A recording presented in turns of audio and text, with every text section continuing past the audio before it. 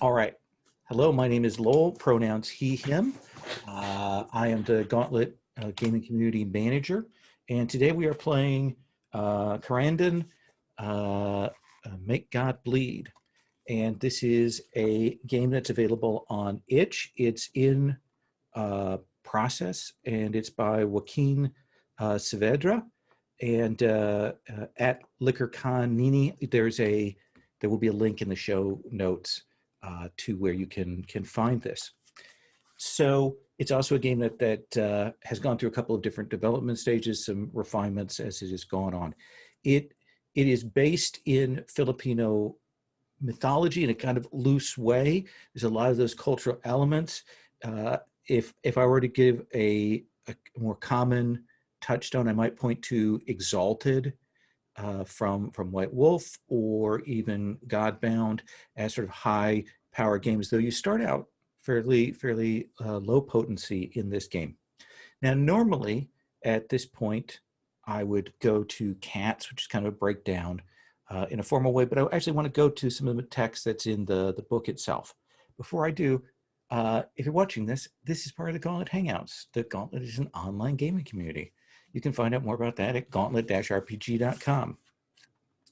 So the basics of the game is that the universe has been destroyed, that we have a trinity of these horrible god things that have killed Batala, have killed the force of gods, have destroyed gods within this world, within the center of creation.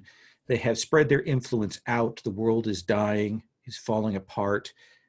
In fact, they've kind of put an overseeing empire of the Parlesiana kingdom, which is kind of this dominating, controlling fascist group led by the Hari in parts of the areas. Then there are other sections of the world. And we are playing heroes that are struggling against this oppressive dead universe. And within that, we have a power called Gaham, which is essentially the force of legend, and the internal force, the internal power that we have, that we can spend to do wondrous acts. And our characters are kicking back against hopelessness and the fall of the world. It is about doing big things, big actions. It's about swaying generals. It's about knocking down the pillars of the sky. It's about changing things on a broad scale. But you start small, and to rise up, you defeat enemies, you steal items, you do great deeds. All of those are ways to rise in your kind of legend, in attainments is what it's called, and grow as a character in powers. Now, it is embedded in Filipino myth and mythology, but in a loose way. It's kind of translated through the fantastic. And if you're watching this at home, I'm really working from the text of the book and some other readings I've tried to do outside of this, but this is coming from very much a US Westerner perspective on this. This isn't where my cultural background is, but we're going to treat it as best we can with as much respect as we can, and enjoy it as much as we can. Now, within that, and to support that play, we have a layered set of safety tools. The first of these is lines and veils. On the character keeper, we have a tab for lines and veils there. A line is anything that this is material that we do not want to have brought to the table. Scenes, ideas, elements that we do not want to see. Mark that as a hard line. A veil is anything that, should it arise, we would fade quickly to black, or we'd elide or move past it, just to get it off the table quickly. Now, this is an incomplete list, so feel free to add anything to it that you feel strongly about. And it's also a living document, which means that during the character creation process, if something strikes you, you can add to it, or even during play, you can add to it. And we'll check in before we get to actual play so that we have a sense of what the limits are. to supplement the lines and veils, we also are using the X card, and I trust everyone's familiar with the X card, right? The X card, in our case, can be done with this gesture, or it can be done verbally. If you do it in the chat, it's one of those things where it might run past me. The X card is used to mark out material that you find objectionable, that you find problematic, racist, homophobic, any of those kinds of things that would appear. Or if we've hit material that we're bleeding over into areas of lines or veils, and we haven't quite realized that we've maybe hit close to that. It's another way to kind of bring us back to that.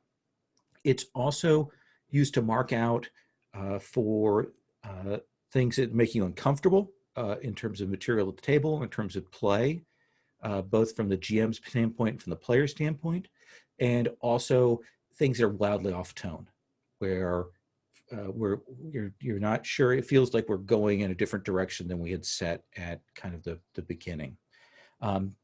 And the other thing that I want to mention about the X card is, if something occurs the first couple of times and you're like, I'm okay with that, and then later on you realize you're not. You've stopped being okay with it. It is absolutely legit to X card it later on. Don't feel that a moment or an opportunity has passed you by. You should always feel that you can express yourself on that. The last tool that we use is the open door policy, which means that at any time if you need to step away from the table, from the game for whatever reason, you can do that. It'd be great if you maybe gave us a note about you're coming back or not coming back, but you're not obliged to. You have the right to do that, to step away should you wish to do that. So all of those things are in play here for us to think about. What we're going to be doing today then is we're going to talk a little bit about sort of expectations of tone with our group here. And then we're going to talk about the different playbooks and have players maybe talk about what they'd like and pick those out. And we're going to walk through the character creation process. My goal is that we do the character creation process, we take a break, and then we roll into a scenario to kind of play with the mechanics and so on. This is my first time running this game, and there are a lot of different, I'm going to say moves, you're going to hear me say moves. They're called acts in this game, and I'm going to get that terminology mixed up as we play. But I'm learning those. I'm figuring out, what of these acts are appropriate to call for at what time and how they work in play. So it's all of us learning this together. So there are no mistakes in mechanics. If we do make a mistake and it's significant, we'll roll back if you want to, or we can just keep going forward. It's entirely up to you. So let me start. This is a game that has a kind of a slightly gritty feel to it, heroic feel to it. Let me start with you, Puckett. What are your expectations? What kind of game would you like to see? The subtitle of this is "Making Gods Bleed," isn't it? Yeah, make God bleed. Yes. In this case, the God is the Holy Trinity that has killed God and has taken the place. From that alone, I'd be expecting really over-the-top action. Okay. Characters gaining power beyond what any mortal should have, almost turning into almost like One Punch Man territory, but not goofy or silly. Okay. If that makes sense. I think that makes sense. Anything else you want to add to that? Not at the moment. Okay. So wide, when we do action, that action will be widescreen. It will be big. When we do come to conflict, it will be spectacular, and characters can do wild things. All right, Jane, do you have any expectations? Anything you want to put on the table in terms of tone and things we want to be leaning into? One of the descriptions that I responded most to in the text was this idea of when you access the, I believe it's the favor pool, you have this license to do a lot of like crazy mandalas and bright lights and glowy, and so that's kind of where I'm thinking.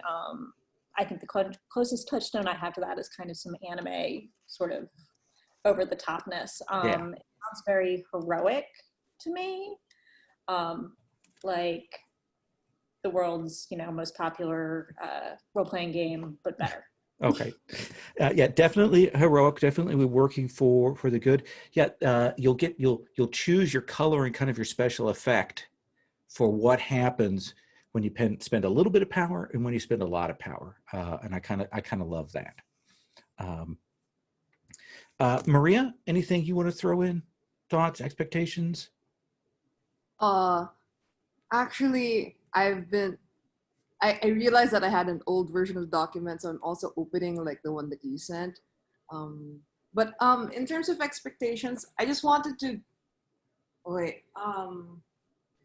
what do you call this? Like the birth of like the Philippines was at the end of, or at least the nationhood or the sense of nationality was at the tail end of like of Spanish colonization. That's why the big bad being the Holy Trinity and being priests and being angels is like historical. Like our first like rebel books were like fighting against friars, So so the way that Joaquin weaved it with old myth is just it's really good. So I want heresy.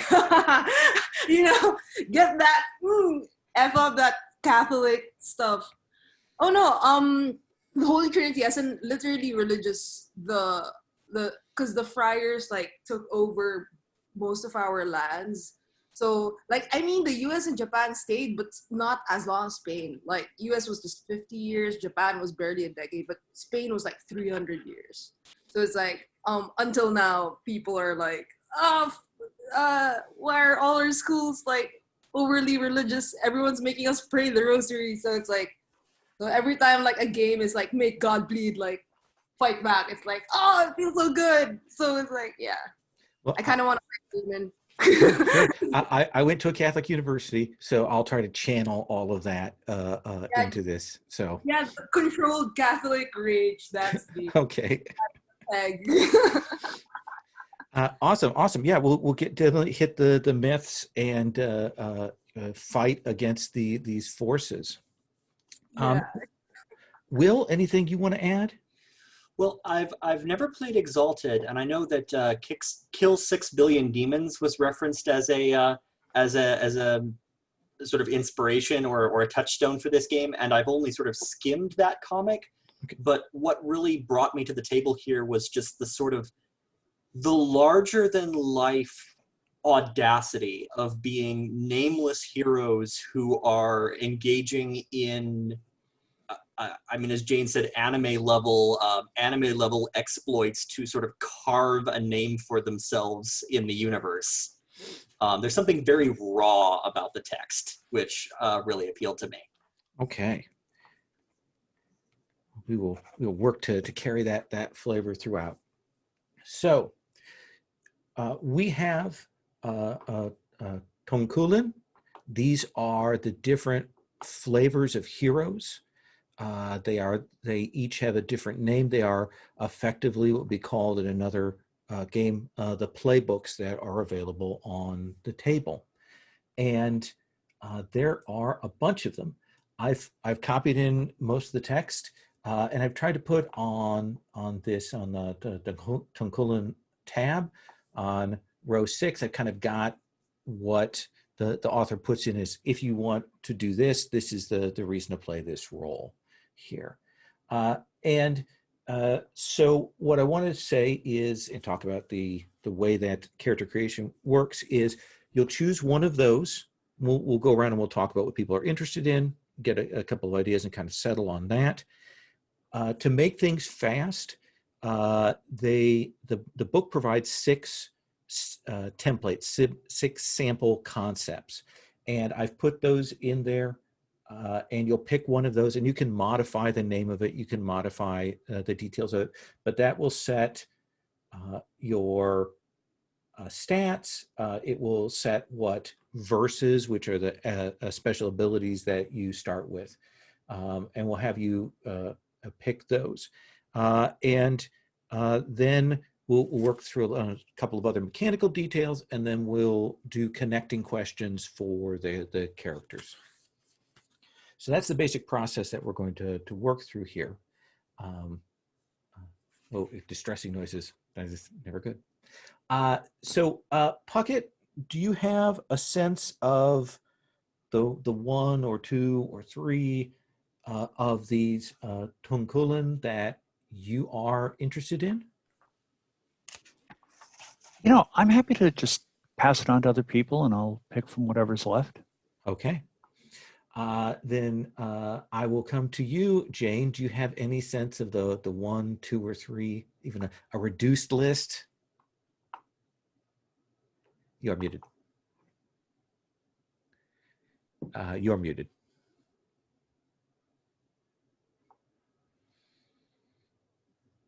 You are still muted, Jane. Of course I am.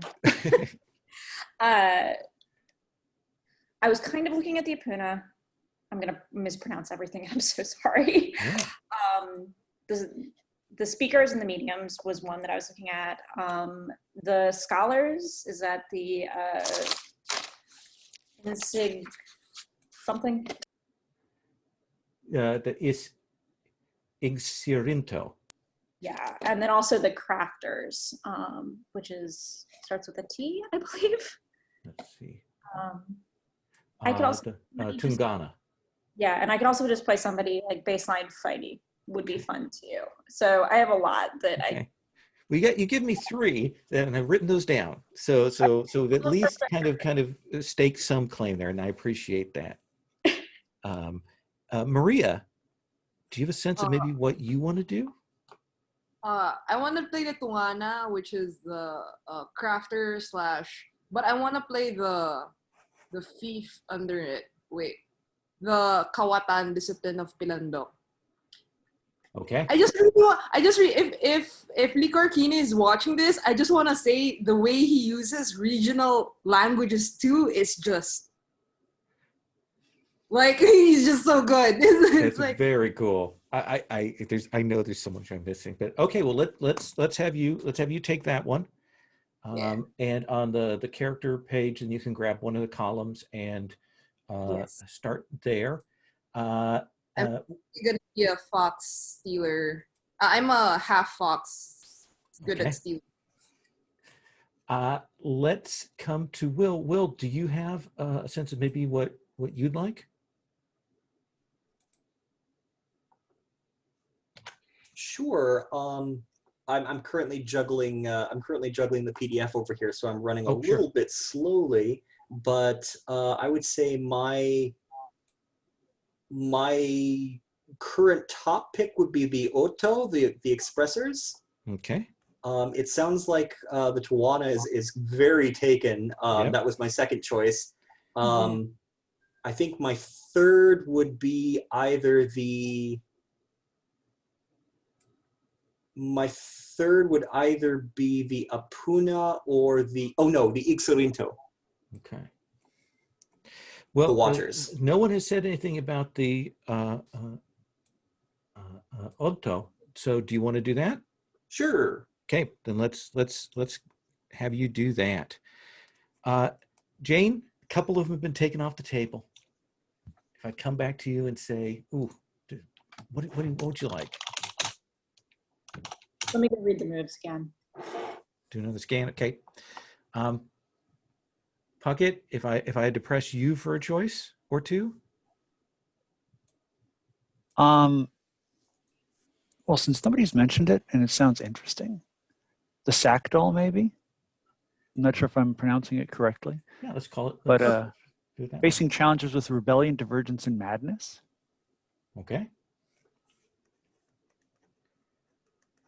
Then I don't think Jane had mentioned that as being one of the ones that she was interested Nope. in. Okay. Okay. So you can go ahead.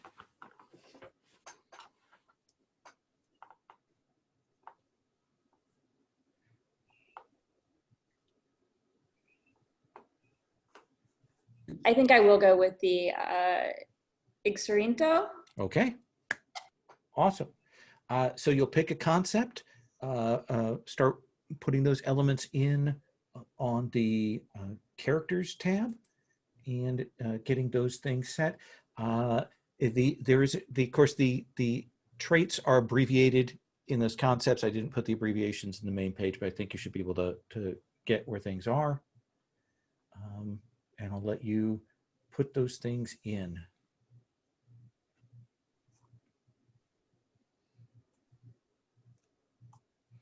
I will mute myself. And if you have questions, please ask.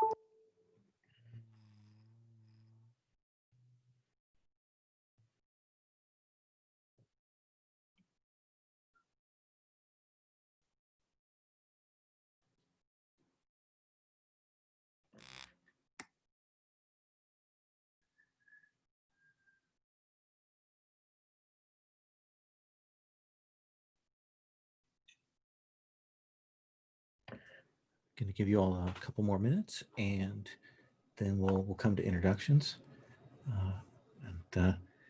At which point I will ask you for your character's name, which is, for some people, always the toughest challenge.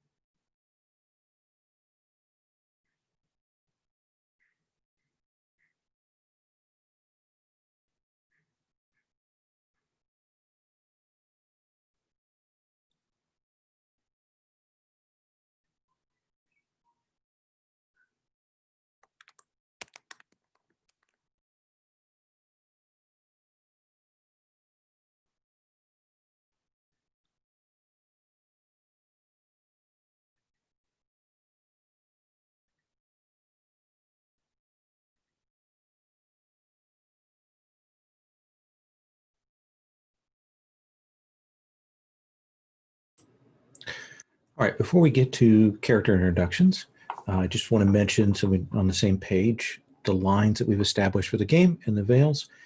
Again, this is the starting point. We can add to this as we need to. So right now, lines on sexual assault, torture, incest, and comments of you're playing this game badly and playing this game wrong. I think that's all appropriate lines. And then we have a veil on sexual content.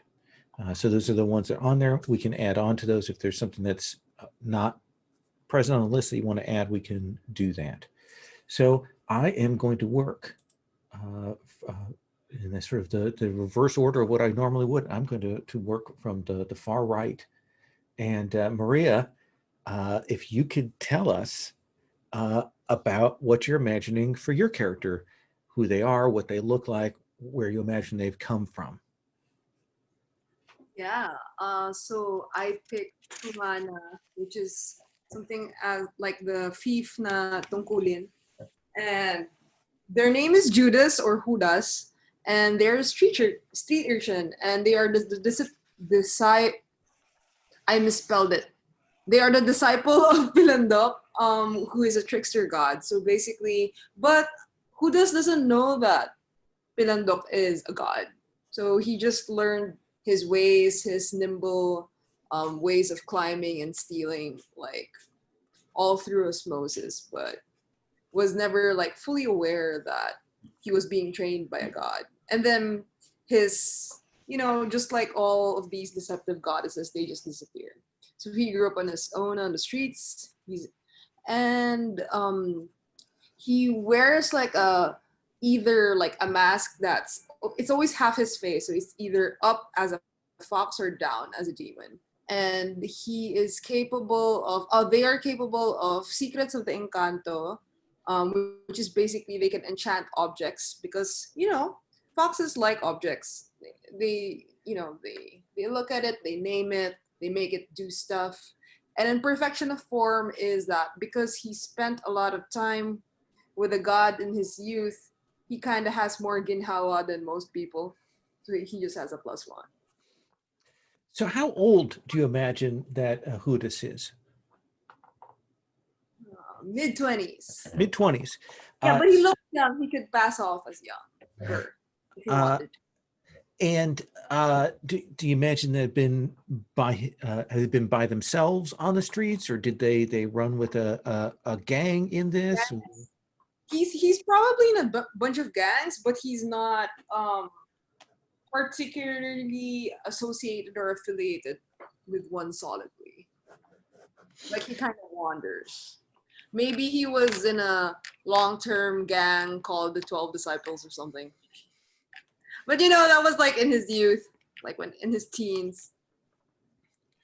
And what, in terms of like day-to-day living, does he couch surf? Does he have like a secret hole in the wall? Does he stay with people? Is he in a boarding house? He hole in the wall. I'm assuming our world is like half fantasy, half urbane. Yeah. Yeah. So I feel like he lives in an apartment that's half a tree. So he's in one of the upper right branches. And the character archetype as it's presented, or the concept as it's presented, doesn't start you with any weapons. How does Hoodus feel about violence? Oh, he feels like I keep calling him he. They feel like Sorry. yeah, I know. No, I mean I keep calling. Yeah, no, and I did it too when it started. So yeah, they them. Okay. Yeah, I'm trying. What do you call this? They say that the winner is typically the one who wins typically doesn't show their face. So they're okay with violence, but they like it more when the person that they targeted didn't know what was coming. So if they can do it covertly, namelessly, they like it. They love it. They kind of hate attention in that regard.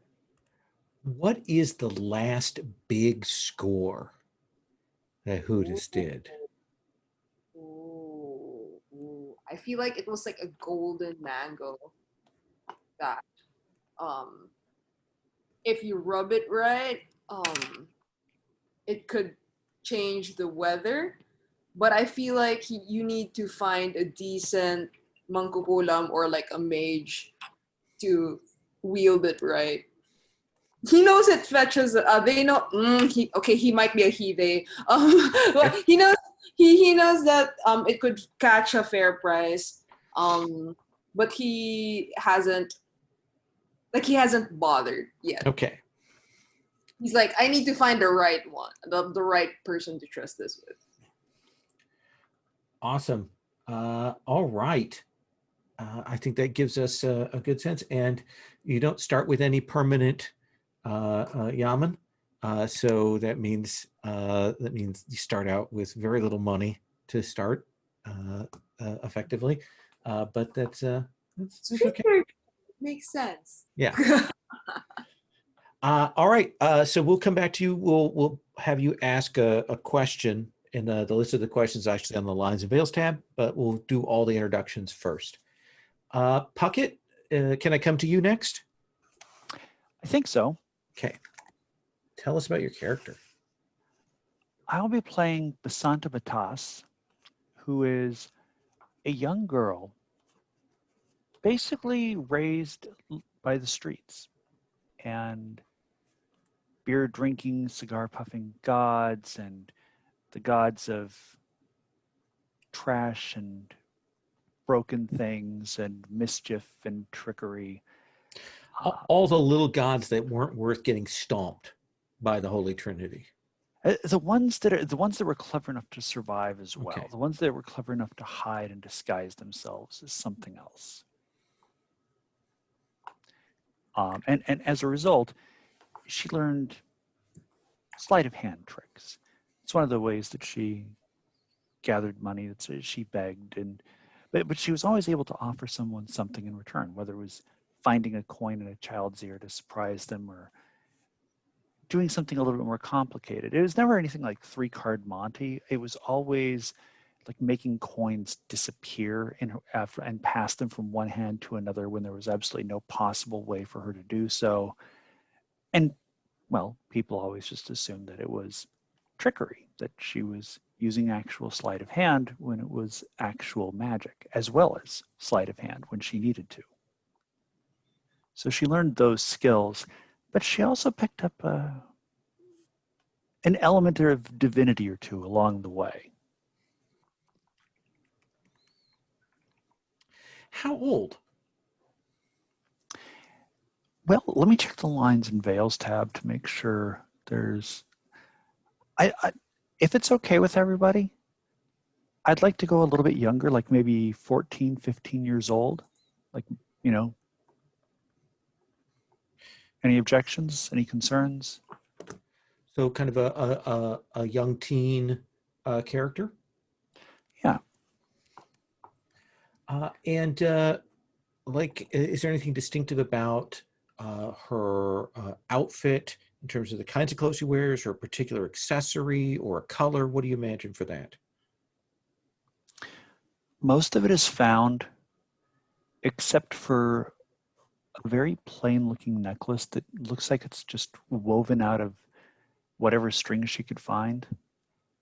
And that's one of the only things that she has remaining from her family.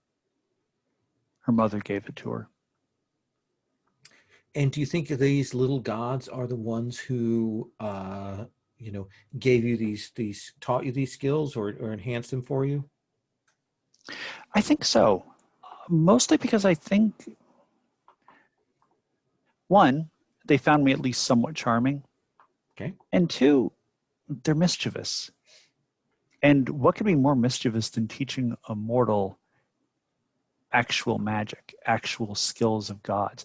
And not just any mortal, a teenage girl. Are you a loner, or do you have a family group or a peer group? I've found family. Found family. And it's strange because I always have a bottle of beer with me. But that's because I always wanted to make sure that the elders who I looked up to, that I always had something to offer them. And they looked like bears in some ways, almost, where they were just these great burly laughing men, always smoking cigars or cigarettes, or just like rolling up whatever they could find that was close to tobacco and leaves and smoking that. Very much in the vein of the gods that you ply with alcohol to gain favor. You have brawler spikes. What do those look like? Those are something that I crafted myself. Ooh, okay. And it's amazing what people will throw away. And it's amazing what you can make from it. And they don't look like much. It's just like a leather pad that goes across my knuckles.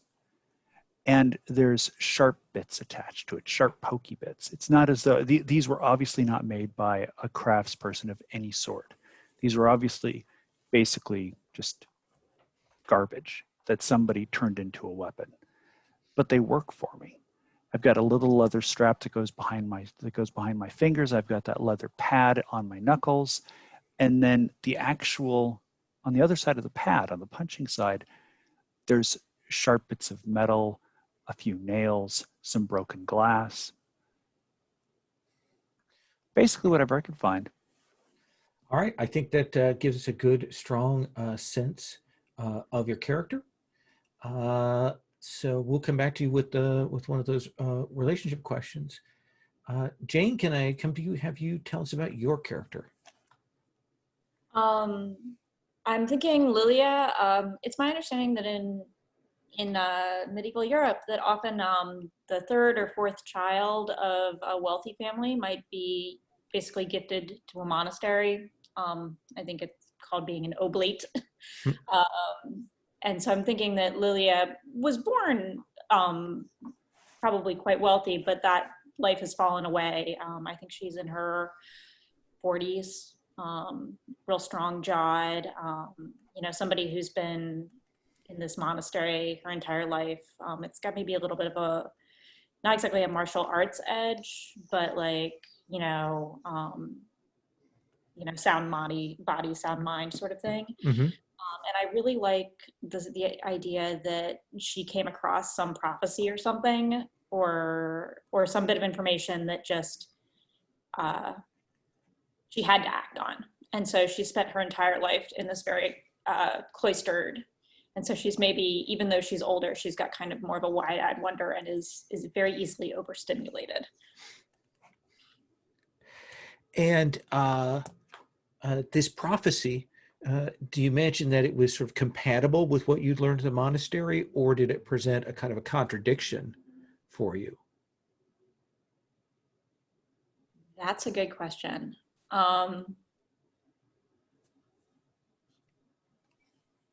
Let's say the monastery is old, which means it would be a contradiction. Like, this is something that I'm still being taught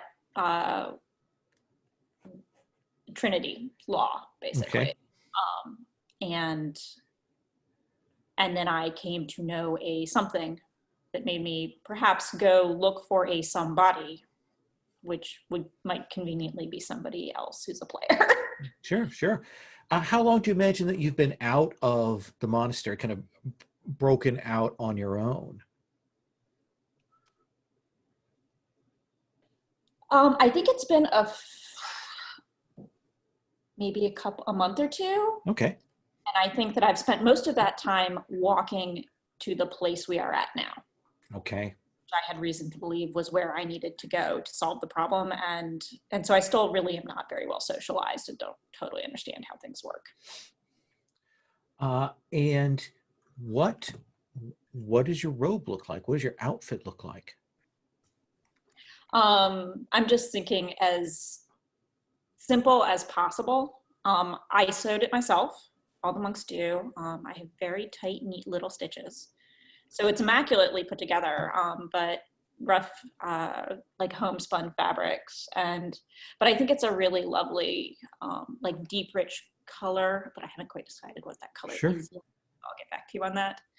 And then it has kind of like, I loved the idea of, I think it was Puckett's idea that he had like a woven thing. And so I think that it does, my ornamentation is all like macrame, basically, like bracelets, macrame sandals, again, that I've woven myself. And that's like one of the things that I do when I'm freaking out about how intense the world is. And so we've got your simple robes, solid color. Let me ask you then, when you do spend the Gaham, when you do channel this energy, what does that look like? What color is it, or what do we see happen to you when you do that? I'm going to riff off my own idea with the knot work.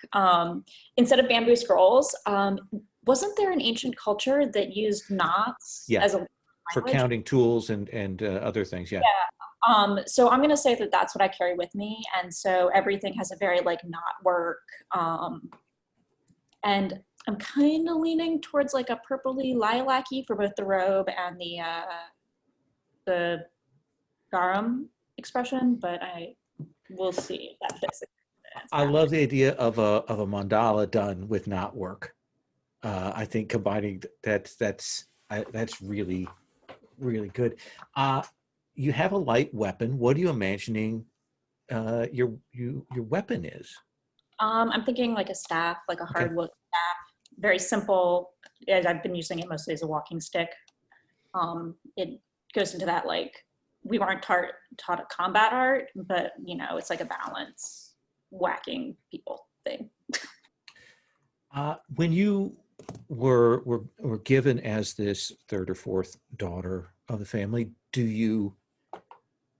how do you feel about that? Were you pleased? Were you relieved? What age did that happen? I think young enough that I only have very foggy memories of my family, and that I knew from the moment I could understand such things that was what was going to happen. I long since came to peace with that. So no contact with your family, no sense of connection to that side. I think for the time being, no. Okay, yeah. Something might surprise me down the road. Exactly, yeah. All right, that gives us a pretty good sense. We'll come back to you on that relationship connection question. Let's come to Will. Will, tell us about your character. All right. My character's name is Ermin. They are a tea shop owner. They are in their early 40s. They are broad and full-bodied and very open and inviting. They have cultivated this space in their local community that is a tea shop and a place to gossip and mingle and be safe. And then to gain some extra coin on the side, I also can serve as a spirit medium.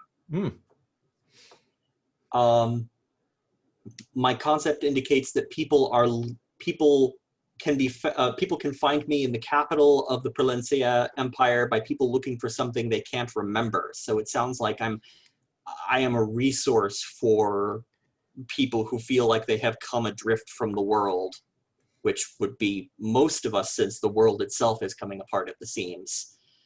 I feel like this character has dedicated decades of his life to trying to build a safe place of refuge and a support for his community. And he is starting to harden to the fact that even that is not enough. Like he's coming to this act of striving on the ladder and fighting against the world's injustice, because what he has built for his community is not enough, and he is insistent that he will stand between people who will threaten the community and the people that he cares about. What was there like an inciting incident that, I mean, maybe you had these skills and you say that this has changed recently to say, I can't just maintain the status quo, I have to kick up against the heavens. Was there something that happened? Let me just quickly check the lines and veils. Sure. The Perlencia Empire had there was a recent rash of violence from the military that broke up a portion of the community, and a lot of people were pushed out of their homes or arrested or driven away or conscripted, and it so disrupted. I think maybe even a section of the neighborhood burned, and that sort of gave him a sort of that sort of gave Ermin a kick in the pants that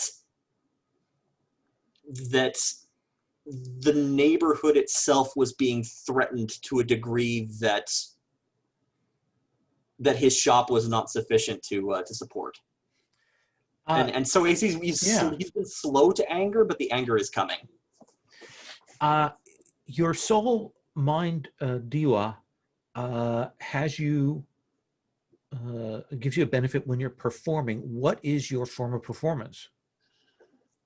When Ermin is operating as a spirit medium, their expression is in precision, in moving their body to trace out a ritual space, in pouring the tea and pouring the tawas in very precise motions. They build a framework or a structure into which the spirits can make themselves known. They make a place holy, and sort of put their care into carving out that holiness. And what's distinctive about your dress or clothing? I wear very, very loose-fitting clothing, multiple layers of just flowing, I would say possibly, I would say like linen or possibly something lighter.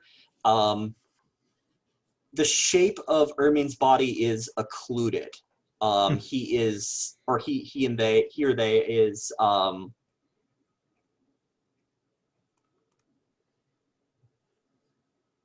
sort of providing there are not very many hard edges Okay. in Ermine's dress. I like that very much. All right, we'll come back to you on that question, which we're now going to go around and do. These are on the Lines and Veils tab. So Maria, what we're going to start is we'll start with you, Judas, and you will ask one of these connection questions to Basanta. Oh, I thought Ernie. Oh no, I need to change my brain. Sorry. It's okay.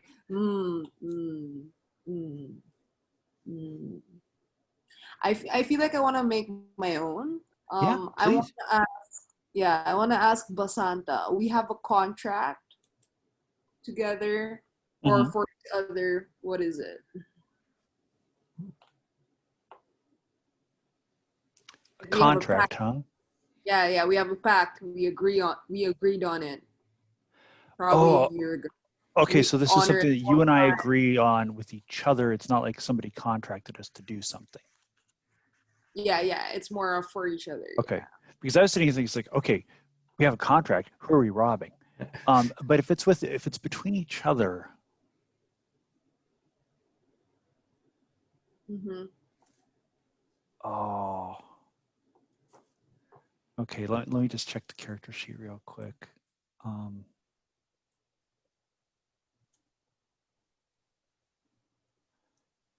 So I think we've known each other for a few years. Okay. And at some point in the early days of that, I just announced out of nowhere that I was going to call you older brother from now on. Oh. Okay. What do you think? You think that's a good And enough I contract? feel like at the start, yeah, I feel like I could also flesh it out. I feel like Okay. you said that, and I was pissed, but you proved yourself. Also, your cigar puffing giants were kind of cool and helpful in a few of my gigs. So I was like, okay, I keep you. And I feel like we have a sense of like loyalty to each other. Yeah. And you may still act like you grudgingly tolerate having me around, but you secretly kind of like it when you catch me like picking your pocket for like spare for like, a coin to go get a bottle of beer for one of my uncles or whatever. Because you have found family and I don't really want to associate myself too firmly. So I'm like, no, I must be you're so like you're the only exception to my loner aesthetic. Nice. Now, that tie, you'll write that in, Maria, on yours. That's one of the ways that you can get extra dice if when you're doing something, that tie helps you out, it will generate extra dice. The other ways that you get extra dice is there's a move to aid other people, that essentially you don't have to roll it. You just give a couple extra dice to them. Essentially, you burn your action to do that. Only one person can do that, or at least only 2 dice can be gained that way. You can spend favor from your own favor pool or from the group favor pool. You can be awesome. If you're awesome, you can get extra dice. Equipment, it will generally give an extra die depending on the circumstances. And then also if your concept comes into play, if you the descriptor that you've got for your concept comes into play, you'll get extra die for that. So those are a number of ways just to show you mechanically how you get more dice. Basanta, let's have you ask a question of Lilia. All righty. Let me head back over to the Lines and Veils tab.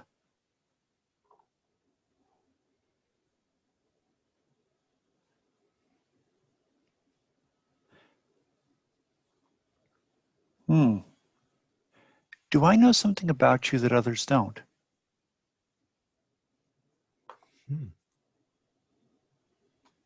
Since you're asking the question, I think the answer to that has to be yes.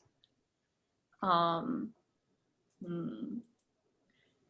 I was kind of thinking that maybe Lilia likes women, and that was part of the reason she left the monastery. And she feels a lot of guilt about that. If we're thinking kind of an ordinary Catholicism being what she was taught, she has a lot of internalized guilt about that. And she absolutely will not, like, she would be horrified to know that you clocked her. Okay. Is that okay with everyone? Because that's a thing that could maybe bother some people. Okay, I think we've checked in. I think that Okay. that works.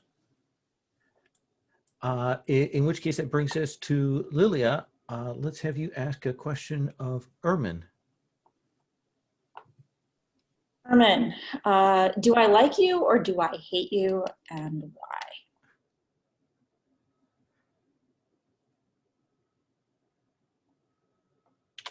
That is interesting.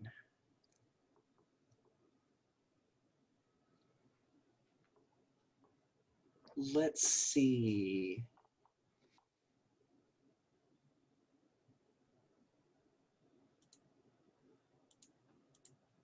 What is your character's relationship with the forgotten small gods and the spirits of ancestors?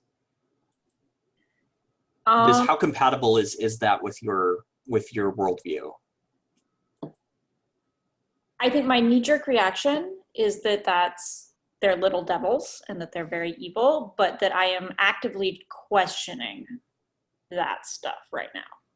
All right. That's part of why I left. Like I discovered, so like maybe at the monastery we still thought the Trinity was there. We hadn't been informed that things, and now I'm just reevaluating everything. Okay. So let us start with hate, because I am deeply unapologetic about who I am and what I work with. And I am also very probing, bordering on mocking with your your teachings and your framework. Like I don't think my character has a particularly high view of the organized church. And so would it make sense that would just sort of next level tweak you, that I am who I am and I don't have a very, very high view of what you are? I am totally cool with the baseline of that. I'm just worrying that I'm setting myself up to play somebody who is going to be uncomfortable for me. And I'm doing this to myself by being like this hyper religious person who's like, so I'm wondering if maybe just your comfort level with who you are is at odds with my discomfort with myself. That you've come into this, you've come into this new state of your life, having to accept these things, and here's a person who clearly is incredibly comfortable in their own skin. Yeah, and it's maybe more jealousy than anything else. I wish I could be that. Nice, I like that. Maria wrote what I was thinking. Yeah. And then Ermin, we're going to give you the last question for Hudis.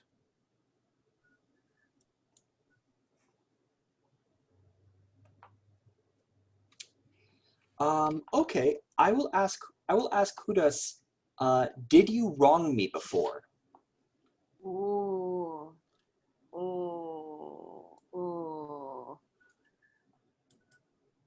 No, but you think I did.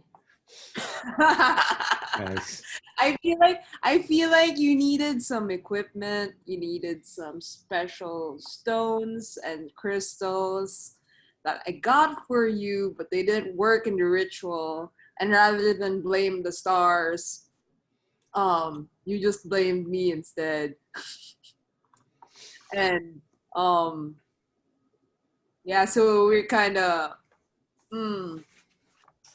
you kind of sometimes you want to contract me, but you should, but you can't. It's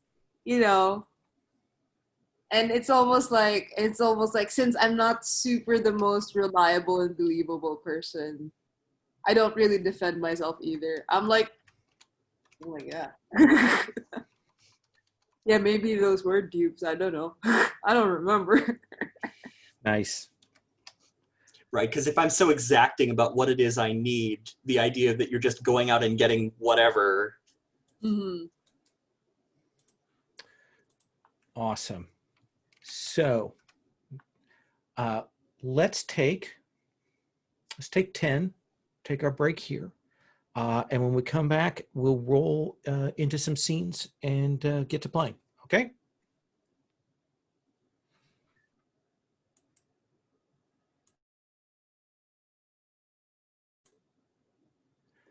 All right, so we are in Beringen. This is the capital of the empire.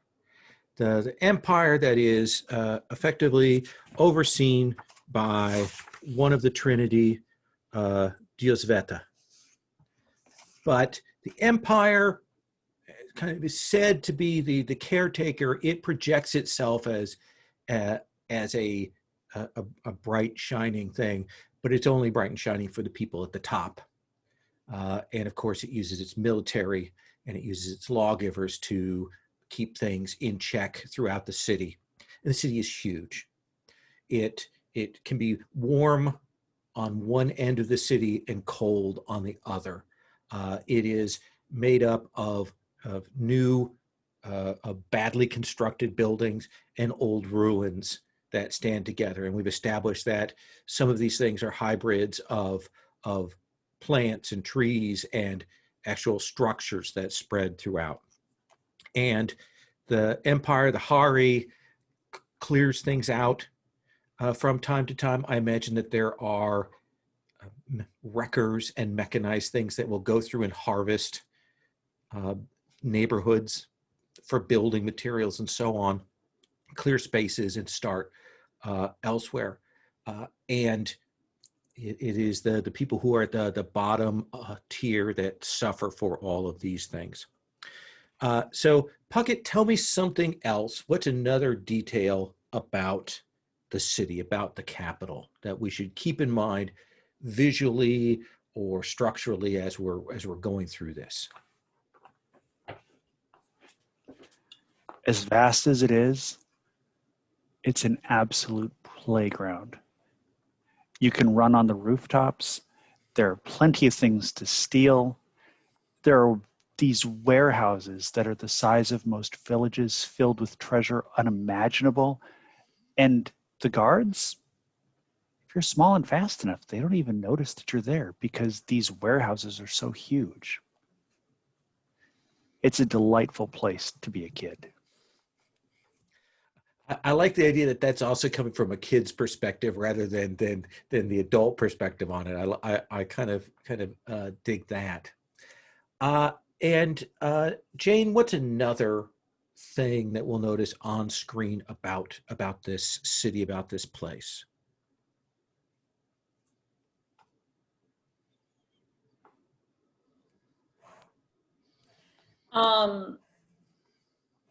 Everything is like there.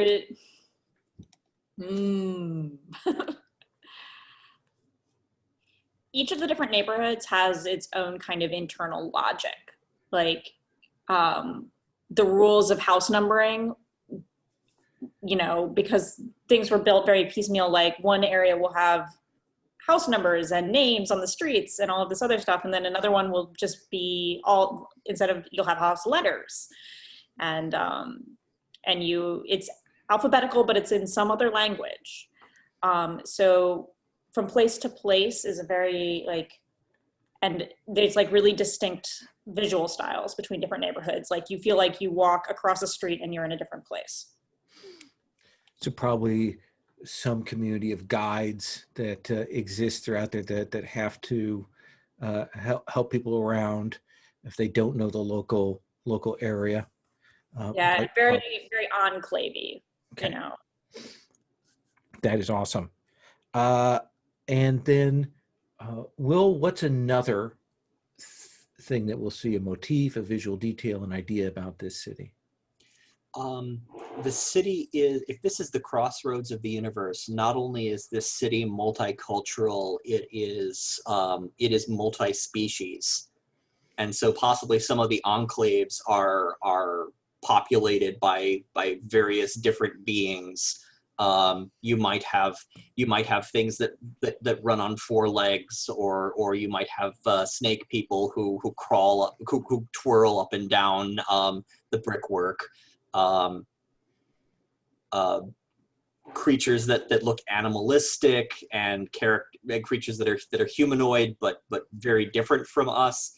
And so if these sort of enclaves are sort of smashed together, I'm imagining that there are night markets where these various peoples are mingling and sort of sharing goods and providing services for each other. I like that. That sounds very good. I always like to have nice details of the kinds of peoples and cultures that we're seeing in the different places. And then Maria, what's one more thing we want to have on screen about this city? Yeah. So since this is a destroyed city, I want the ley lines look like electric poles that are all messed up. And instead of the ley lines being invisible, they are visible. And they make no sense. And people use them as highways sometimes. Some people who can wield its magic use it, but it's unreliable. It's like the psychic miasma in PBTA games that it's like, what is this thing? Do not interact with it. But yeah, and it's all jumbled up. As long as people can get magic skateboards and skate on the lines, that sounds. But yeah, and probably important places of control. These lines. What color is the electrical? I think they're usually black and Okay. satin, but I feel like in the sources where they have like transformers, they could radiate other kinds of colors and magic to those who could see it and feel it, maybe smell it. You So know? black crackles of the power, and then when we actually hit the sort of transformer, the joint lines, we've got some kind of cascading rainbow or different colors there. All I'm right. kind of starting with the idea of being excited about Lilia being not strictly human. Oh, Now okay. That's a possibility. I will mention if I land on that. I'm kind of thinking she might need to have 4 legs.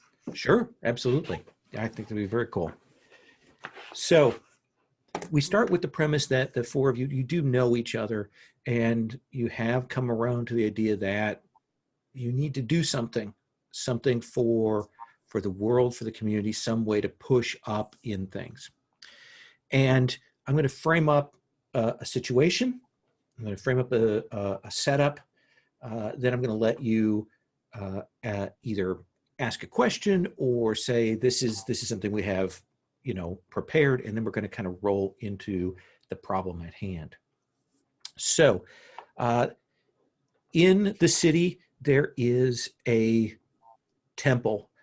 It's a hollowed out temple of a dead god, and this is the body of Sinew Kwan, and it is 100 feet tall, crowned with a majestic crown and a long flowing cloak that reaches down to the ground.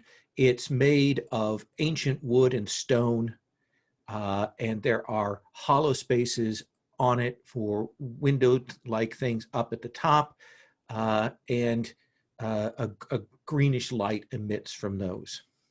The spine of this thing that runs through this massive hollowed out god structure is stairs.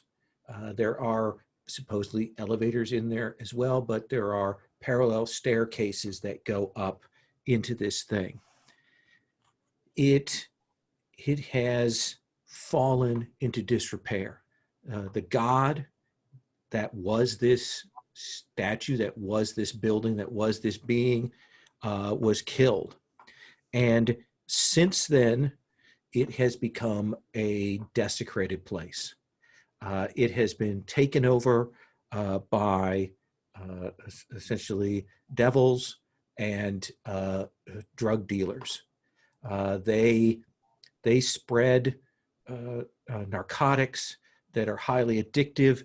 There's some rumors that, in fact, they are carrying out or doing the work of the government to keep groups in line, keep people docile through addiction, through this angel's blossom.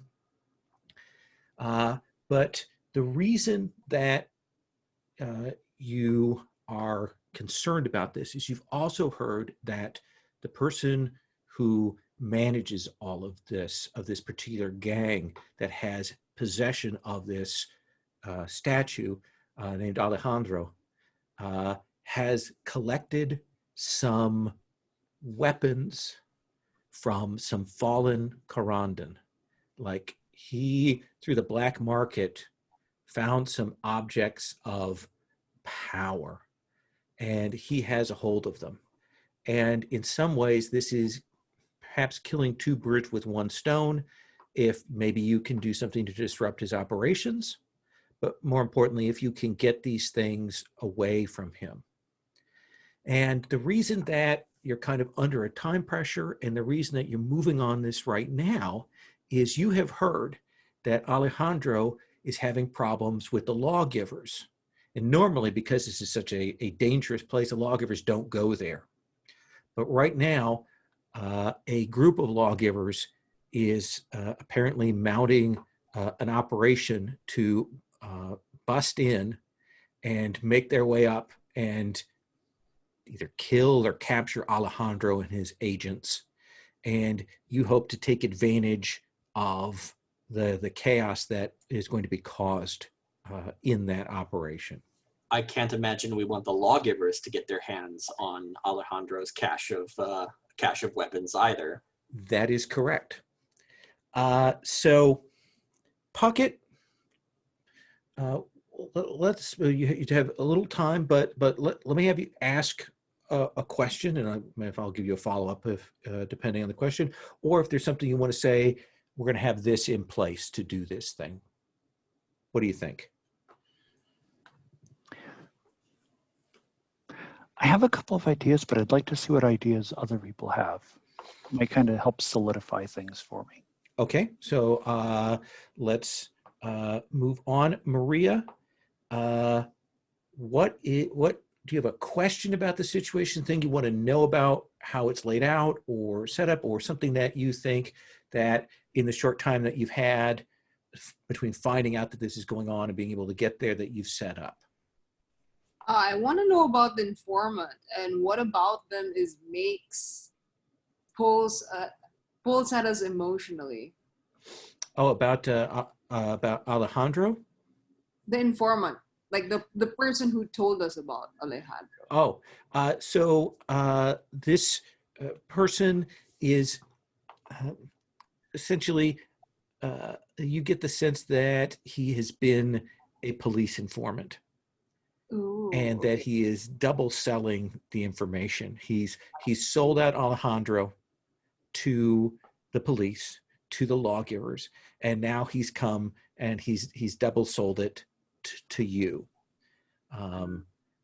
Is there something you want to do with that? what does he look like? So What, he like him? Okay. like Absolutely. So we'll call him Karasu. Okay. And he's a bird person, but he got his wings clipped a couple of years ago. So he used to, when he could fly, he was one of those brilliant colored, greens and purples and things like that with a beautiful yellow beak. But since he got clipped, he's turned crow black. Everything has gone black and black and white. And Karasu, he lives in the building, which is how he has a hold of this. He's kind of a scumbag. Does that answer your question? Yeah. Yeah. I feel like Hudas feels that scumbags are sometimes more reliable than honest people. Absolutely. And he will at least be close by sight in case you need to hit him up at the start of this. But otherwise, he would like to keep his own feathers intact.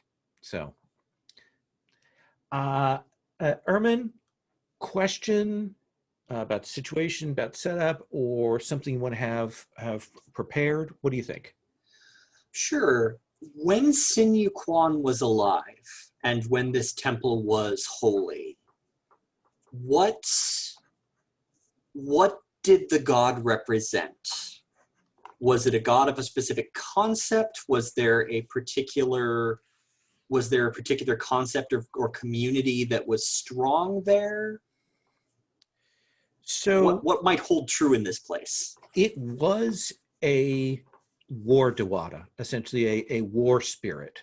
But it was one that was unusual, and it had two names in that it had sort of a male aspect and a female aspect, and had different names for each of those. But it was definitely a war god, and unusual in that it wasn't a purely masculine kind of warfare. Does that answer your question? Then let's come to Lilia. What would be your question? Things you think you want to know, or thing you want to have set up?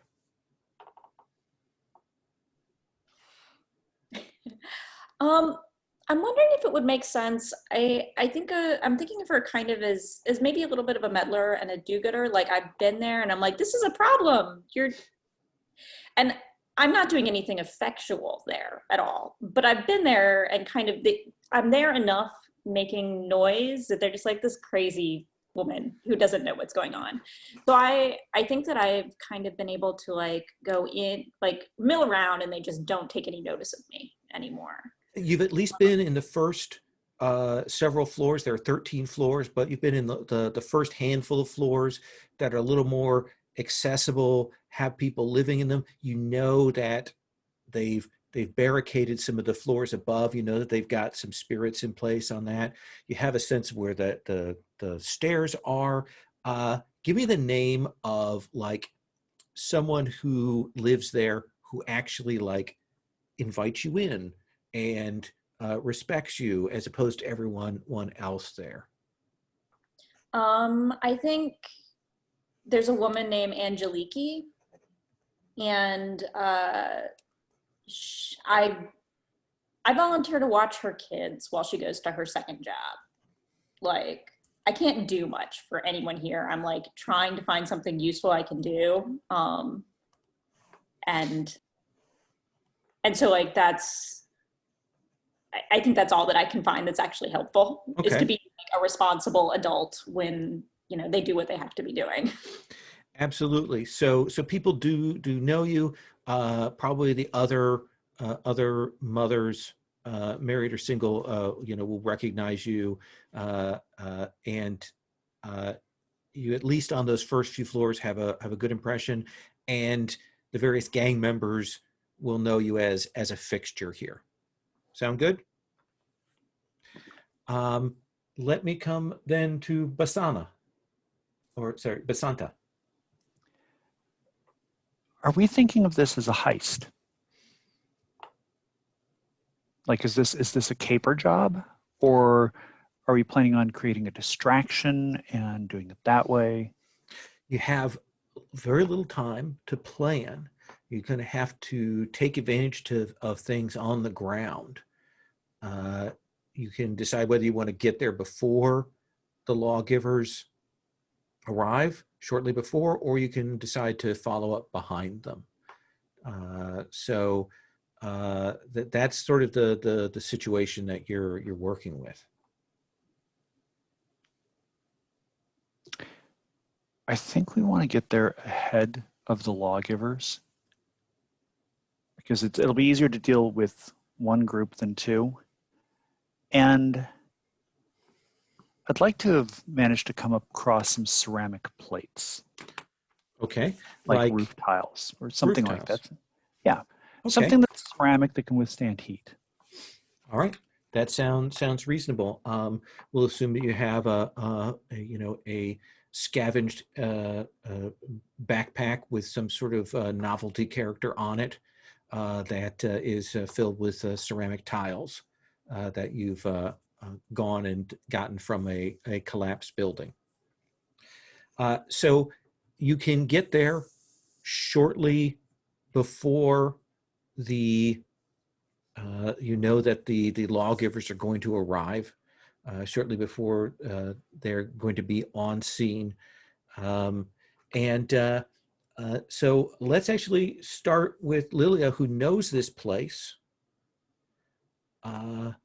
You arrive. It's early morning. It's that kind of raining out. That's the sort of mist that you having a raincoat on is too much, but you're still getting wet because of the drizzle in the air, and it's hot. And you can see that most of the windows are up and open. The green light you would know that comes out through the windows is the fact that they cheaped out. They didn't want to pay priests to set lights, so they chained light spirits on each of the floors to illuminate the place. So Lilia, what's going to be your approach here? So I don't think like a heist is my character's jam. So maybe I'm wondering if I can be kind of tangential, like maybe I overheard, because I do have big ears, I do collect information that the lawgivers are coming, and so I've rushed here because I'm worried about collateral damage. Okay. So you're here a little bit ahead of the rest of the group?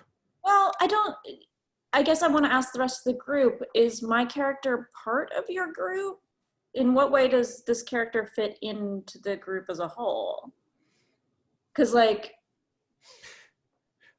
Our default assumption is that the four of you recognize your state as having to climb this ladder. It's broken your fate, and that sort of ties you together. Okay. I just wasn't like... Yeah, that's a great question. We all start in a tavern. Do I trust the other party, the other characters at the table to be seeking the overthrow of the oppressive order of the city and a sort of protecting of the local community? How could you just trust me? I have a backpack of stuff and there's like a cartoon on it. I think all of your compatriots do either one or the other. What do you think? I feel like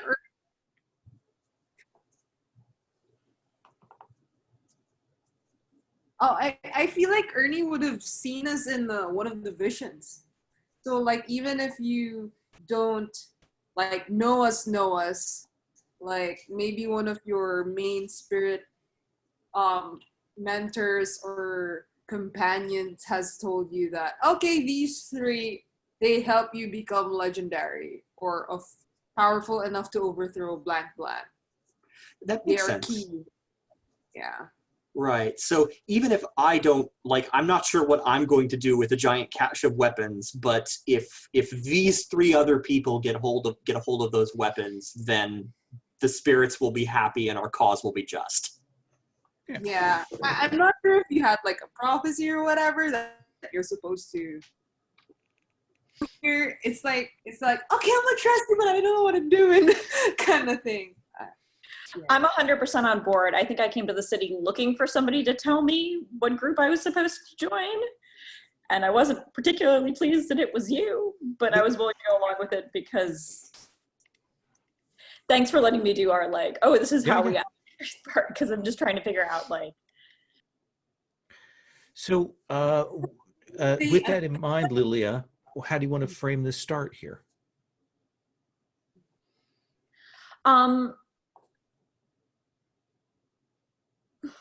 Do you want to go and talk to people? Do you want to gather information?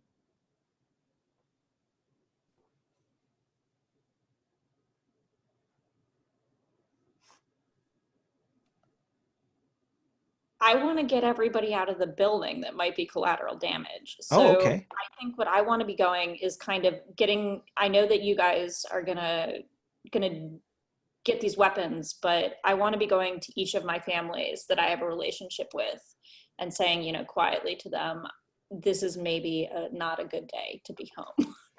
So that feels like sway the flock. That's one of the moves that we have. We'll broaden it because these are fairly low threat people that will consider it being done to a group here, and that's done with wisdom and word. So that starts at 4 dice for you, and let's say just because of the numbers, difficulty 2.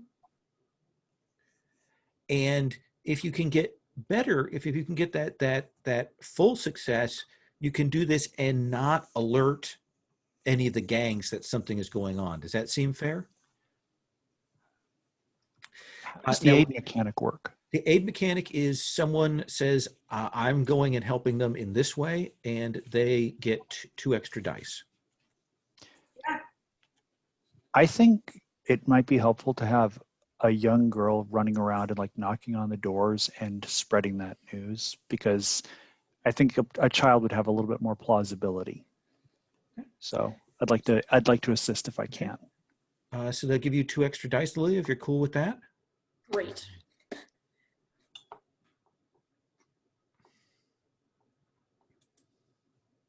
Bear with me, this is the first time I've used the dice roller and I got like Absolutely, 9. yeah. The actual roll button is down at the bottom, which I had to figure out. Would it be okay if I just rolled physical dice? I have a 100%.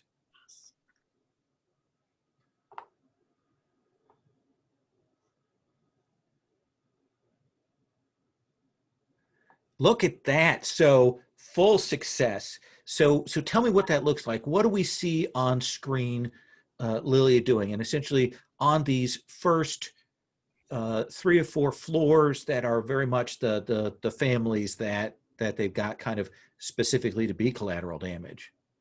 Well, I think Angeliki, who's the first person I go to, she's the person that trusts me most. Maybe is, you know, she's a bit of a community leader in some right. And so it's kind of like that montage of like one person knocking on a door and then there's 2 people knocking on the door and then there's 3 and you're,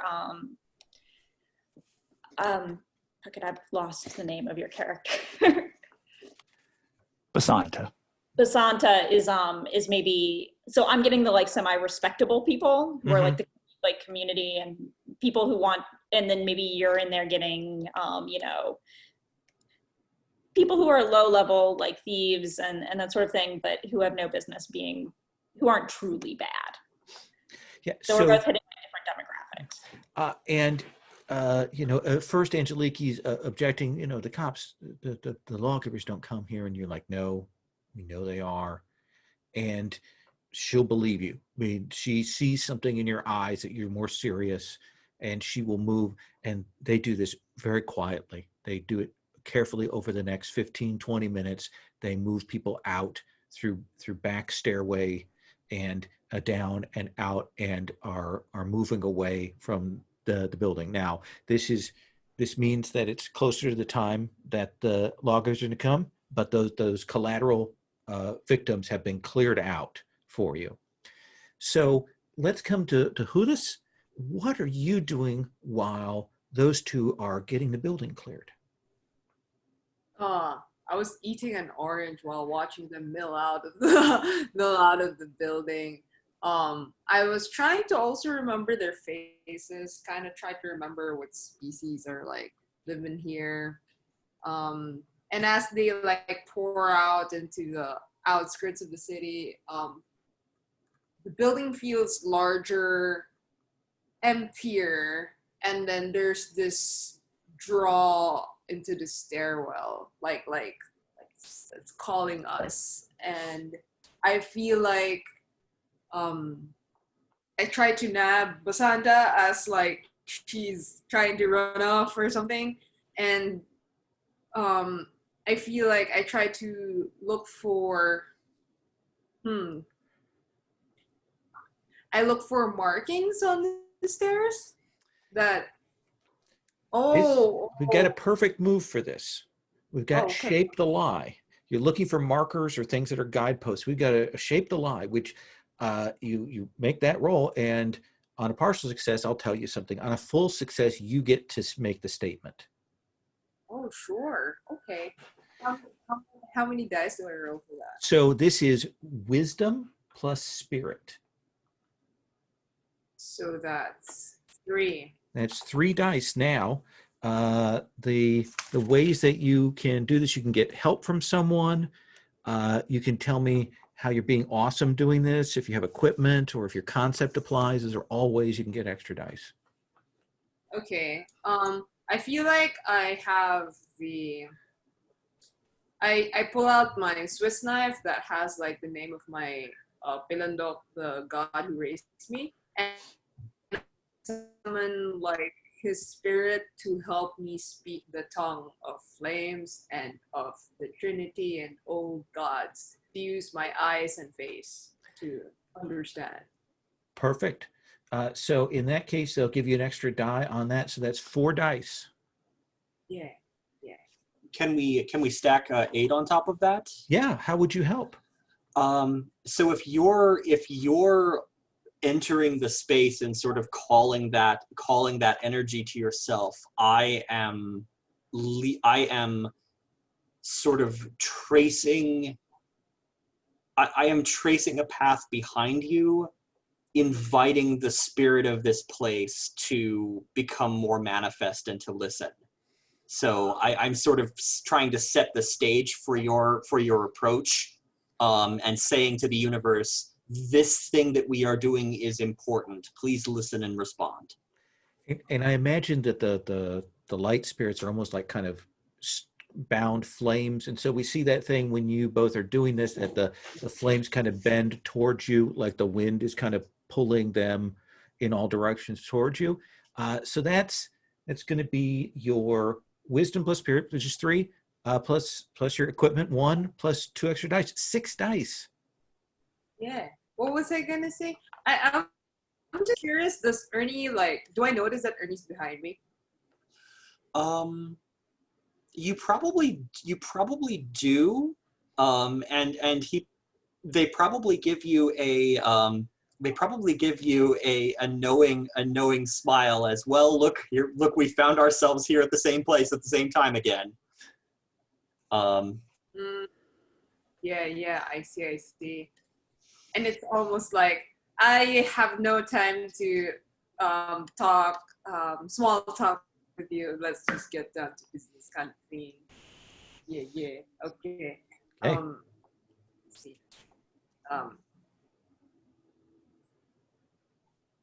Oh, okay.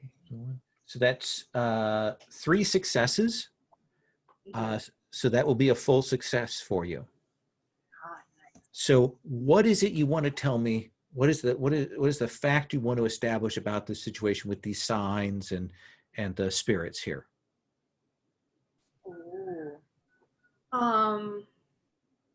If it's okay with the fiction, I feel like what's the name of the war god that used to be this temple? Oh, that is Sinequan. Sinequan, you're right. Here, I'll put that in the chat too.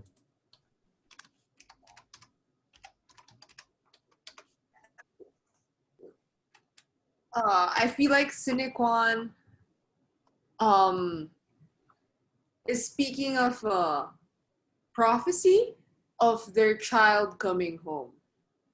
And that their child is at the foot of this tower right now. By the way, we're the only group at the foot of this tower right now. Okay. And it is hungry, something like that. Okay. Yeah.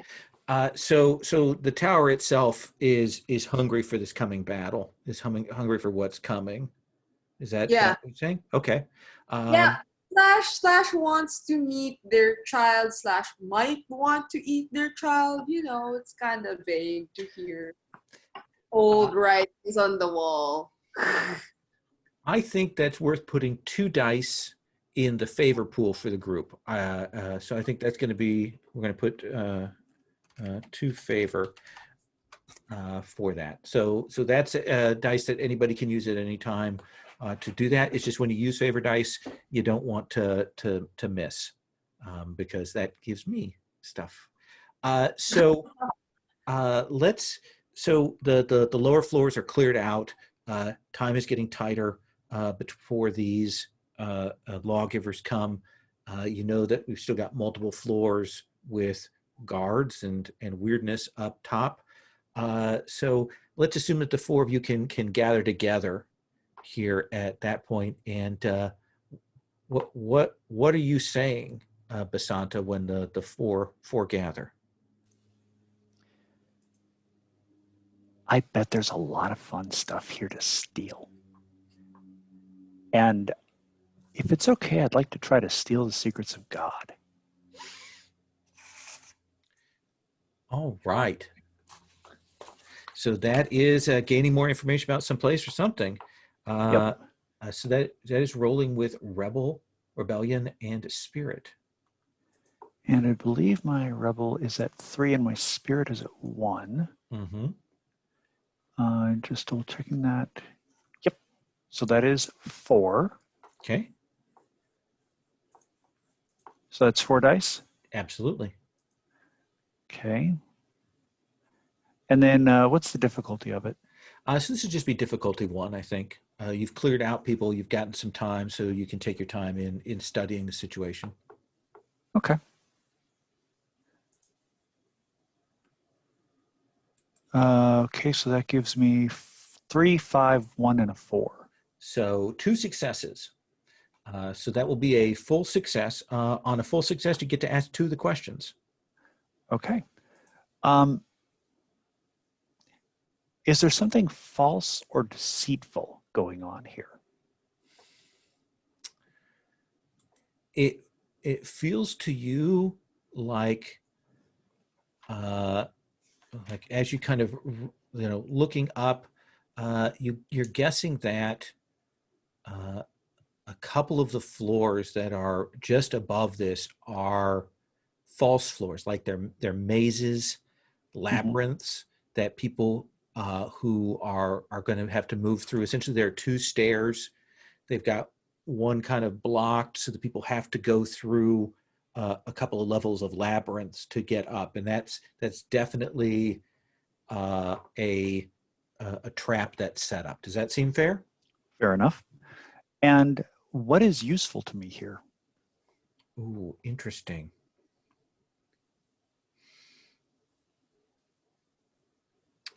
I think that this calling that Hudis and, I'm going to get the name right, Airman has done, has snapped the chains on one of these light spirits. And it's a little like Cinder from Howl's Moving Castle, in that it's now kind of hanging out here waiting to pitch in to help out. Does that seem cool? Very much so. Okay. Thank you. Mhm. And I'll just make sure that the rest of the people in the group know this. So you've cleared these floors. You've seen Hudis and Ermin do these rituals, Lilia, and now you see Basanta talking to a lamp, effectively. So what do we see you saying or thinking about doing? Calcifer, thank you.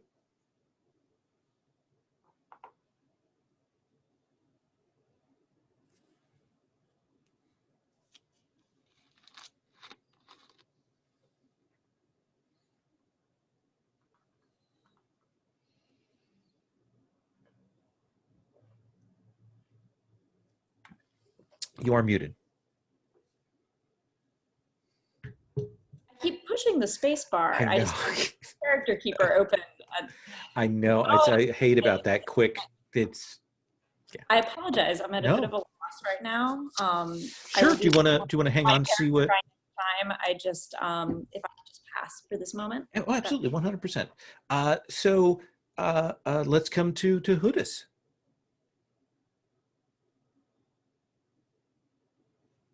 What do you mean? So what are you going to do now? What you know more about the building, and you've got people cleared out. So what's the next step? You're kind of hesitating, but the clock is ticking. What do you want to do? You've got this couple of levels of labyrinth up above you. Okay, but I thought of something. Sorry, it's hard to think of something when everybody's looking at me. That's cool. It seems like puzzles and labyrinths would be my thing if I'm a person that works with numbers and studies books. And I'm very well read, so perhaps I can take this moment to recall some logic puzzle, or like maybe the labyrinth is that this particular god loved labyrinths, that the sort of war god he was a god of siege. Mm-hmm. And that he would perhaps, that there is some hidden tunnel or some way around. And if that ends up being true, if you act on my knowledge of that, there's bonuses. So yeah, that's going to be the stats are wisdom plus spirit for you. Which are my two good stats. Yes.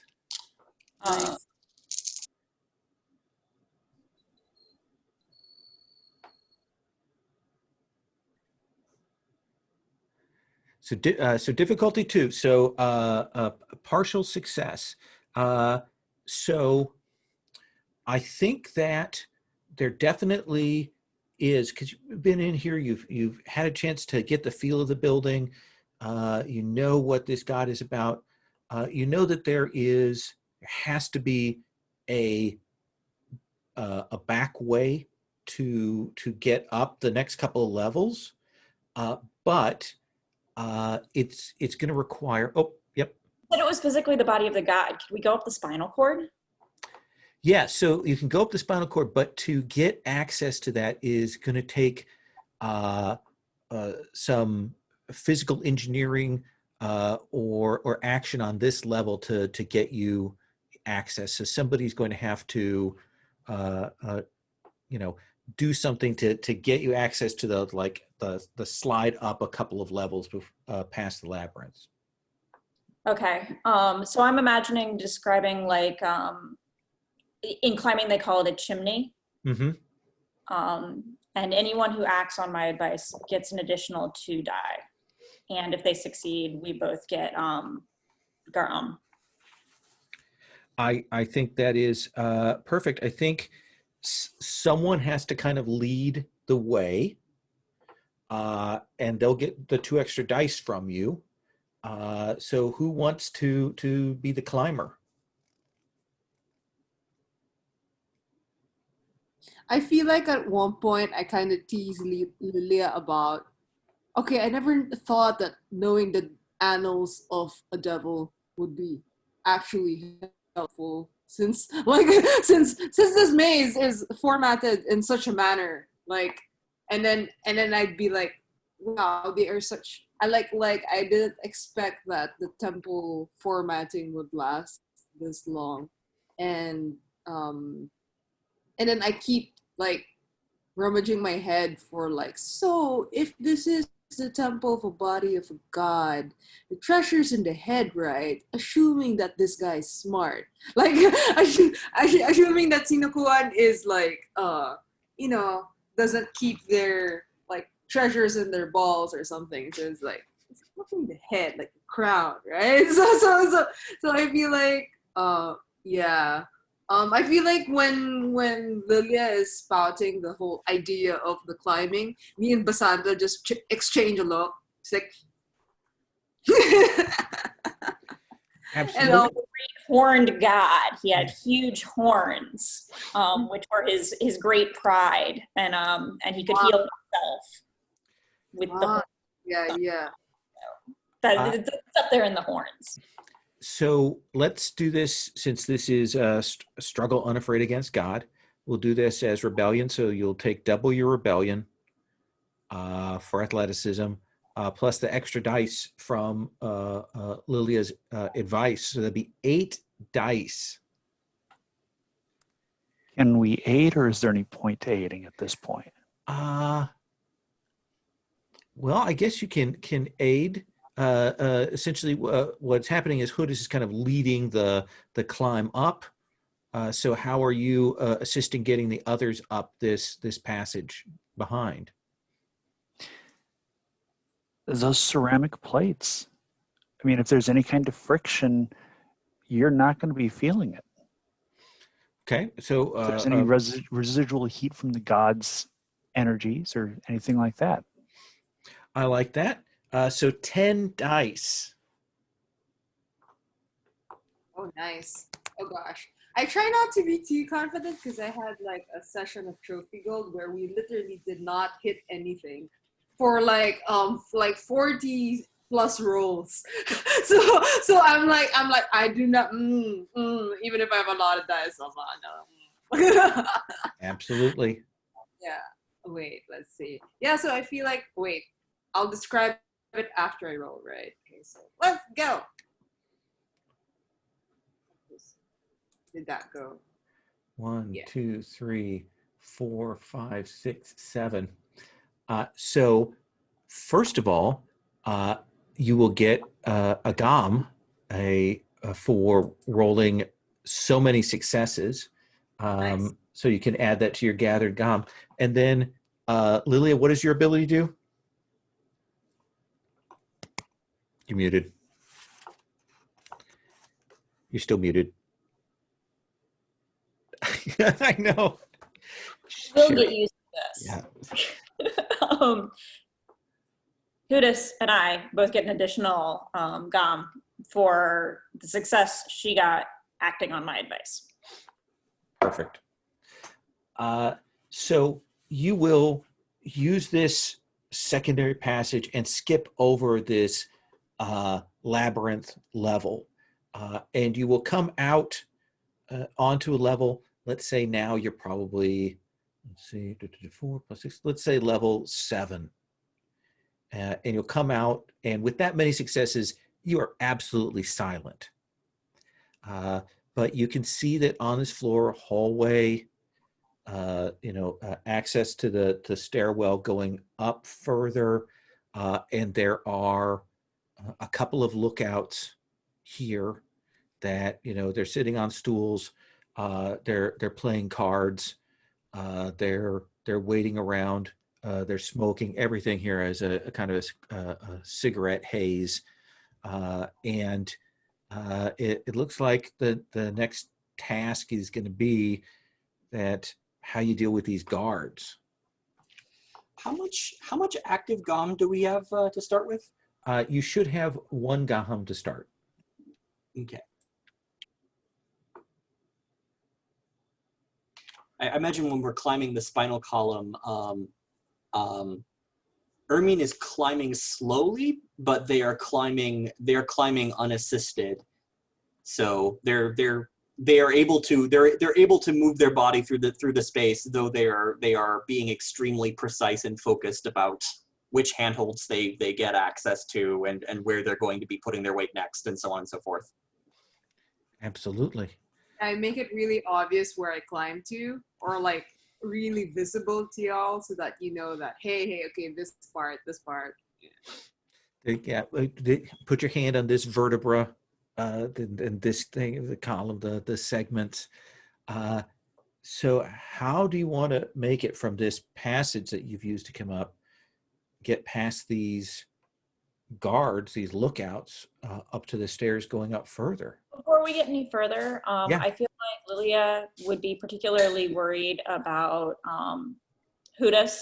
Like, you're a little girl. Yeah. So I just want to go ahead and do my thing where I'm keeping a careful eye on you. And if you get into any trouble, I'm going to push you out of the way. I think you're special. So. Hudis or Basanta? Pardon? What? Hudis or Basanta? Because Basanta's the little girl. I think she was talking to me. Oh, But I'm that's sorry. okay. Auntie's just keeping I'm me sorry. I'm protected. thinking you're player pronouns, not at your. All right, yes, it's Basanta. So you're who I'm guarding. Perfect. So you've got that concentration. Now, what do we see? Because that's you spending some of your energy. What do we see on screen? Muted. Just to clarify, Yeah. that's committed, but not like spent, right? Right. Right. Yeah, you'll get it back. Yeah. I think like every time I look at you, you're limned with like just the tiniest little bit of light around the edges, like just at the edges of your clothing or like little trailing movements. But only when I am looking directly at you. It's like I can see you sharper than I can see anything else. Perfect. Airman, Basanta, we haven't had either of you make an active role in a little bit here. So do either of you have an idea for getting past these guards? What do the guards look like? Are they local? Yeah, essentially these are gang members for Alejandro's gang. They're dressed in loose smocks, woven flip-flops on. They're smoking, playing cards. It's pretty early in the day. Maybe chewing on something, and just kind of sitting around. They have not been actively alerted because you got 7 successes getting up here. Okay. My approach is probably to go loud, so if somebody has something quiet they want to do, speak now. I mean, if we could sneak up on them, that might be a little bit better.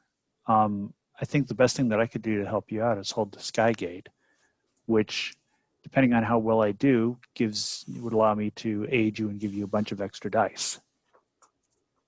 Okay. I guess, well, I don't think combat is Ermin's first plan here, but certainly they're going to notice it. They're going to notice them when they start up. So I guess Ermin's voice will carry across the space and say, Alejandro's time draws short. He will fall, and I do not think you will want to be in his service when that happens. If you leave now, there will be space in the community. There will be space in the community to support you. Interesting. Also, it's a really long way down. So that feels like sway the flock, like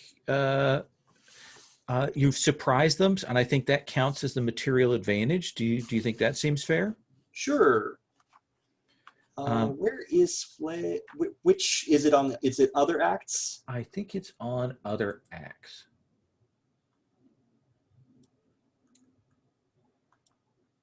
Ought to be. Sway the flock ought to be there. And yet I don't see it on there. So sway the flock is essentially when you persuade someone. Look at, okay, so put another one. Just to add a detail to that surprise, can I say that our spinal column let us out on like some sort of, dais or something so that we Sure. look extra impressive. Like it's just happened to set us up for this, commanding moment. I like that very much. So sway the flock is... Oh, word plus wisdom. I see. It's labeled as cut with thought on the other acts. Oh, that's what I did. Okay. Right there. All right. So you said 2 dice of material advantage? Yes. Okay. So word plus wisdom is going to be 3 dice for me. And then material advantage is 2 more to 5. Going once, going twice on anyone aiding that. I'll aid. How are you assisting? I'm just pointing out that they really don't want to go down with Alejandro because it's a long way down and they probably want to take the stairs. So I'm providing the carrot and you're providing the stick. But not like in a malicious way, like I'm just being really literal and not understanding exactly what you're saying. So it's not a threat, it's just me being young and not quite getting it, but it sounds threatening in a weird way, but also funny. I think the group adds a little bit to the threat, but it's still not too much. So I think threat 2 for this. So for to affect the group. Okay, so this is 76 against a threat of 2. Yep. That is 5 successes. That is 5 successes. So you got 3 successes more than you needed. So that's going to be a Gaham you're going to get for that. And what does that look like when you pop out? What is their reaction? Why are they, so willing to scram? So first of all, it's the fact that we completely surprised them. Okay. I don't know how many of the group made themselves visible. It sounds like at least 2 of us did, but we are suddenly Dangerous big man and a child scared them. Yes. Yeah, we're in their space. I am pronouncing doom on Alejandro, and since we've sort of attuned to the god in this, the god whose shrine this is, Mm-hmm. I think there is a presence, sort of a crackling intensity around myself and this group that gives weight to my words. Like there's this sense of an omen coming. That So you're puts them on edge. You're getting Gaham. So what does that look like? What is the corona? What is the appearance that we see of that power flickering on you? My big flowing garments are starting to blow in a breeze that is not actually present in the room, and there is an electricity like a static electricity in the air that sort of prickles against their skin. Absolutely. So let's come to these people will flee out. You'll kind of clear this floor. They go for the stairs down.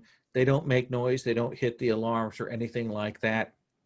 And you can move up to that next level.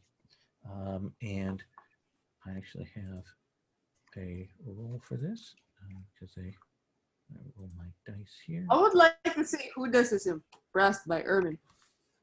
I was like, I'm not, okay, that worked. I can't imagine it will work for all of them, but at least those 2 are gone. I'm imagining that since we're getting up into the parts of the temple that are less trafficked by Mhm. like people, that there's more evidence of its original State. purposes and the original devotions. And I think I'm actually maybe having a little bit of a hard time keeping up with the group just because I'm always stopping to like look at something. I wonder like if there's anything like small and portable with writing on it, I might pocket it. Yeah. What do you find? What is it? Is it a scroll? Is it a sigil? Is it a symbol? Is it a material object of some kind?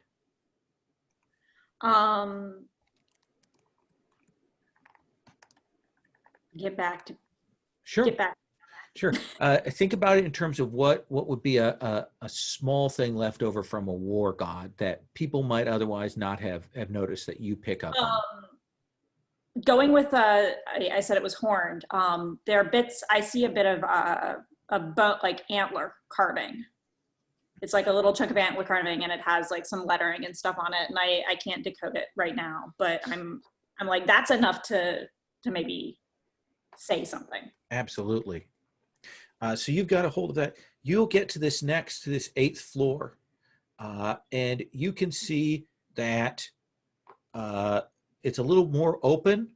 The stairway up has been blocked, and they've cut a kind of hole down the hallway in the ceiling, and there is a ladder that goes up to that. But there's also hear a strong animal smell on this level, like a kind of a musk, like beasts or something are kept here. So Basanta, we haven't had you roll for a bit, so let me come to you first, and then to Hudus. I want to see if I can sneak up to the next level. I want to Okay. try to steal something from Alejandro. So that'll take you up to the 9th level. You'll be one step closer. Does that feel like struggle unafraid against God? Not afraid of gods. Okay. Sure, let's do that. So I think that's a double rebellion. Okay, so my rebellion is 3, so that's 6 to start with. Mm-hmm. And let me go ahead and roll the. I'm not hearing anybody saying anything about helping or aiding. Yeah, I feel like I help in a sense that How do you help him sneak? I feel like I just give them a Her I feel sneak. like I get her a boost from the legs and kind of just maybe I tape like maybe I have like a sticky pad of like that's like charmed, so I pull out a few pages and put it on their foot soles just for like extra silence or weightlessness. I like that. And just Hudus giving me that boost wasn't just a physical boost. It's like, yes, Hudus believes in me. Hudus knows I can do this. Yeah. It's a psychological boost. Yeah. Let's So have that you takes roll. it up to 8. 1, 2, 3, 4, 5. So difficulty was 2. There's a threat level of 2 that you're avoiding. So you're going to get a Gaham. Because as you two kind of get to that ladder to make your way up, you realize that kind of at the end there's a space there, and there are some like animal gates and things, and you will see that there are very large, very mean-looking cats in there. Kitty. And you can see that there are bleached bones and things in there, and they're all asleep on these piles of corpses, and you have the sense that you probably don't want to awaken them. Quick mechanical question: with the Yes. gathered Gahum, does that go in the gathered Gahum Yes, it row on the does. character keeper? Yep. Okay. Thank you. So we're getting close. We've only got about getting close. I think I'm going to stop here because that'll give us a chance to kind of play a little bit with these last few levels and give it the space to finish that off, and then we can springboard into other things from there and play that out. Does that seem okay, everybody? Okay. So we'll play next week. Typically what I do is I do Stars and Wishes every other session because this was character creation and just a little bit of play. But I will, once we've stopped, I will come and ask things people definitely want to see next time questions. So I'm going to stop recording here.